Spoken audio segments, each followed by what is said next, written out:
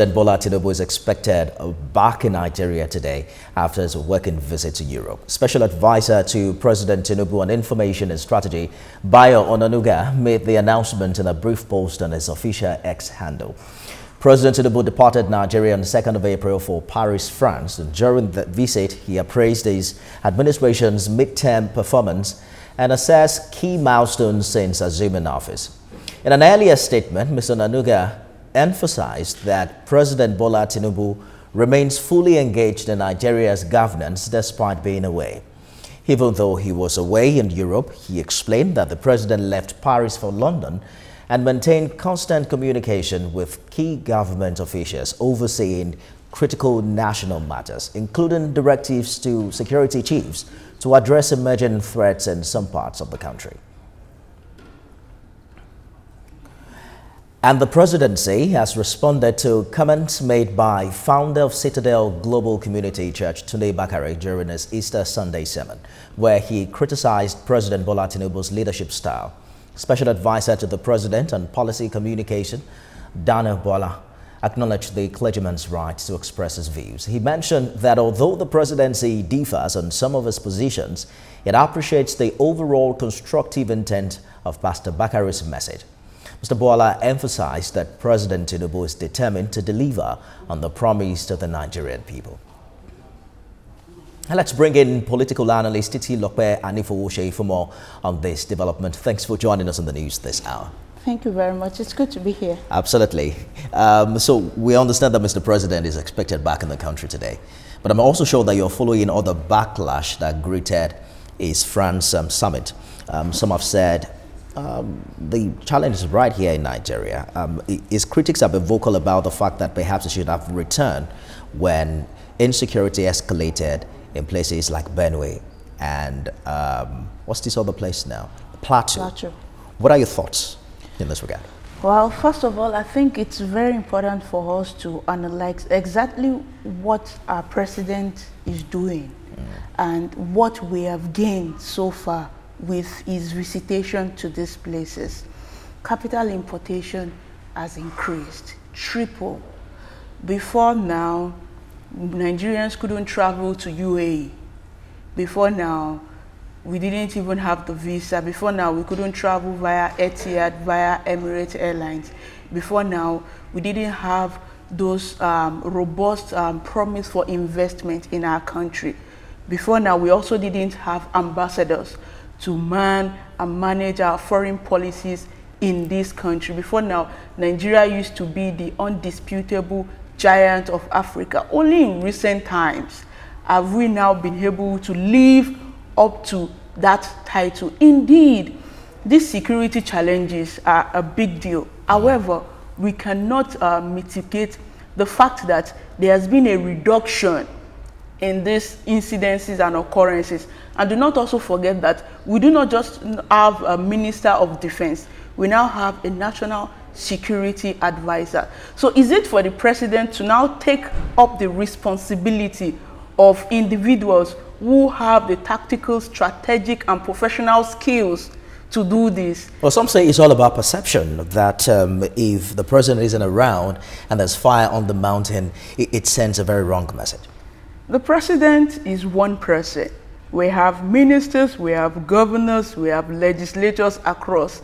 We aren't practicing a dictatorial system of government. We are in a national government, a federal system where it is not just Asiwaju Bola Ahmed Tinubu alone, but he has capable hands to manage the affairs of the nation. Do not forget that the same people who criticize the president for going around to try to bring goodwill into the nation may also question him if he is seen jumping from one state to another state. The question that follows that thought would now be, how well are these individuals doing, especially in the area of insecurity? Because in Plateau, for instance, that's one incident too many for a state that has seen quite a number of attacks in that regard. There are new service chiefs under this administration who Nigerians expect should have a unique strategy to attacking this challenge. Okay, so first, where are we coming from? Where are we now? And where are we going?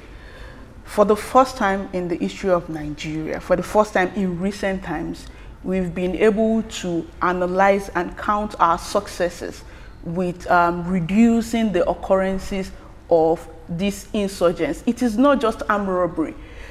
This sort of calamity, let me use that word, doesn't just require you to carry your guns and shoot.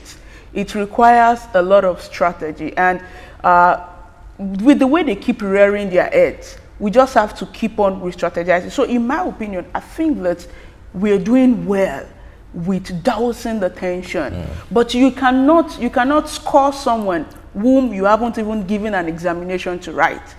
So at this point in time, yes, new incidences are coming up, but I believe that so much more will be done, considering the amount of money that is being funneled into fighting and combating insecurity in the country. In the early days of Mr. President's latest foreign trip, the former president also was out of the country. I think it was a former Senate President, Adolphus Wabara, who said, after expressing disappointment, did say that it was a dereliction of duty on the part of both Mr. President and his vice to be out of the country at the same time. You're a lawyer. I'm wondering if you think there is any constitutional, challenges to this. But what do you make of the fact that both men are outside at the same time? Okay, so here's the thing. Why did Nigerians vote for the president? What is the constitutional requirement of having a president and a vice president? If Nigerians wanted just President Bola Tinubu and Shetima to man the affairs of the whole of Nigeria, then there wouldn't even be any need to vote for governors. There wouldn't be any need to even have a legislative arm of government. Neither would we even have local government officials or thereabout. So here is the thing. There is no express provision in the 1999 Constitution or any other stipulation of this country that says that President Bola Ahmed Tinubu and Shetima must be seated in the same place at the same time. So if there is no clear stipulations of the 1999 Constitution, which is the supreme law of our land, why should we bother ourselves with headache? Why can't we focus on things that affect the livelihood of Nigerians? We're beginning to see some very loud criticism coming from individuals who appear to have been former ally of this administration.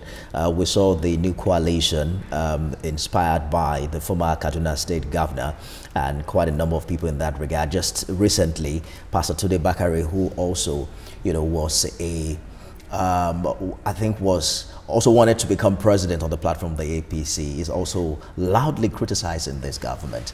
What does this say about the Tinubu administration mid-term? Because one of the reasons why he mentioned that he was in France was to evaluate, the impact of his policies in the past 2 years. Okay, I want to start with Pastor Tunde Bakare, because for all of what he said yesterday, the answers to everything he said was right there in his speech. He made reference to Joseph, Egypt. Very beautiful. However, 3 things I took out of what he said. He mentioned expressly that Joseph connected cities. What is happening in the Calabar Coastal Highway is going to be connecting how many states together? Imagine you being able to travel from Badagry to Cross River. Imagine you being able to travel peacefully between Kaduna to Kano, the same roads that have been abandoned. Joseph connected cities. President Bola Ahmed Tinubu is connecting cities, number 1.